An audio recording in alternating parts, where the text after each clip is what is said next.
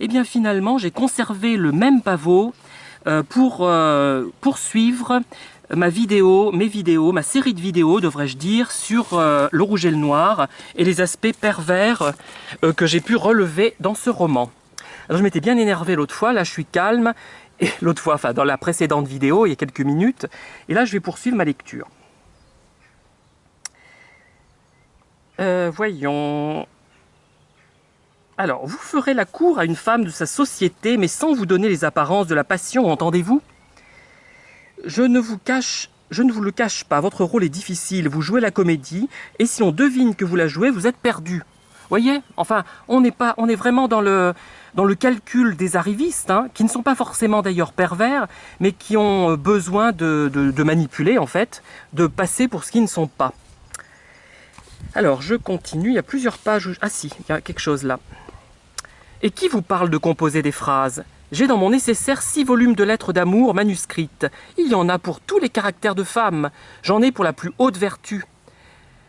Est-ce que Kaliski n'a pas fait la cour à Richmond-la-Terrasse, vous savez, à 3 lieues de Londres, à la plus jolie quakeresse de toute l'Angleterre? Alors là, sans commentaire, hein, la misogynie, hein, elle en prend... Enfin, vraiment, c'est quelque chose. Hein. Le lendemain, le prince fit appeler une copine et 2 jours... Oula, pardon. Grave erreur de ma part. Le lendemain, le prince fit appeler un copiste et 2 jours après, Julien eut 53 lettres d'amour bien numérotées, destinées à la vertu la plus sublime et la plus triste.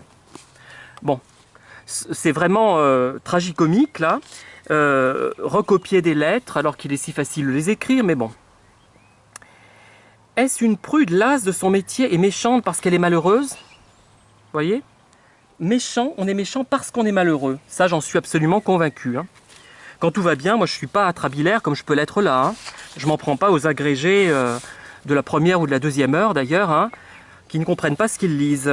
Alors, Julien pouvait espérer un évêché si Monsieur de la Mole arrivait au ministère, mais à ses yeux, tous ses grands intérêts, c'était comme recouverts d'un voile. Son imagination ne les apercevait plus que vaguement, et pour ainsi dire dans le lointain. Il calculait qu'après 5 ou 6 ans de soins, il parviendrait à s'en faire aimer de nouveau. Là, il parle de Mathilde de la Mole. Il calculait, c'est toujours le calcul, rien n'est spontané chez Julien Sorel, hein, pratiquement. Sauf vers la fin, il va, évidemment, il faut un peu de rédemption. Hein, et par moments, l'auteur est tellement consterné de voir à quel point son personnage est noir et sans intérêt et vide intérieurement. Tiens, on en revient à cette notion. Qu'il a rajouté quelques éléments pour le rendre un peu sympathique et rendre la lecture de l'ouvrage, du roman, acceptable, agréable. Julien pouvait... non, pardon. Ouh là là, j'étais en train de relire la même chose, ça va mal. Alors... Ah, pour Julien, il avait agi, il était moins malheureux. Ses yeux tombèrent par hasard sur le portefeuille en cuir de Russie où le prince Korassov avait enfermé les 53 lettres d'amour dont il lui avait fait cadeau.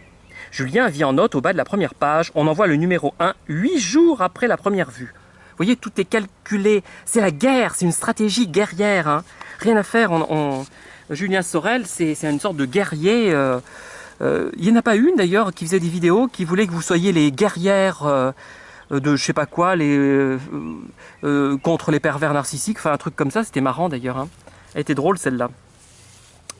On porte ses lettres soi-même, à cheval, cravate noire, redingote bleue. On met la lettre au portier d'un air contrit. Profonde mélancolie dans le regard.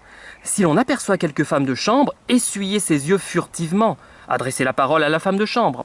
Voyez, il y a toute une technique qui va avec. Mais je vous déconseille quand même de venir en redingote. Je ne suis pas sûr qu'on ne vous prenne pas pour Balthazar Picsou, hein, si vous faites ça. Ou pour un demeuré d'ailleurs, hein, l'un ou l'autre, ou les deux. Le vague était complet. Cela voulait tout dire et ne rien dire. C'est la harpe éolienne du style, pensa Julien. Alors pourquoi j'ai relevé ça? Je ne sais pas, ça devait être joli. Alors, plus ce que je dis est faux, plus je dois lui plaire, pensait Julien. Et alors, avec une hardiesse abominable, il exagérait certains aspects de la nature. Il continuait ainsi ou abrégeait ses amplifications suivant qu'il voyait le succès ou l'indifférence dans les yeux des 2 grandes dames auxquelles il fallait plaire.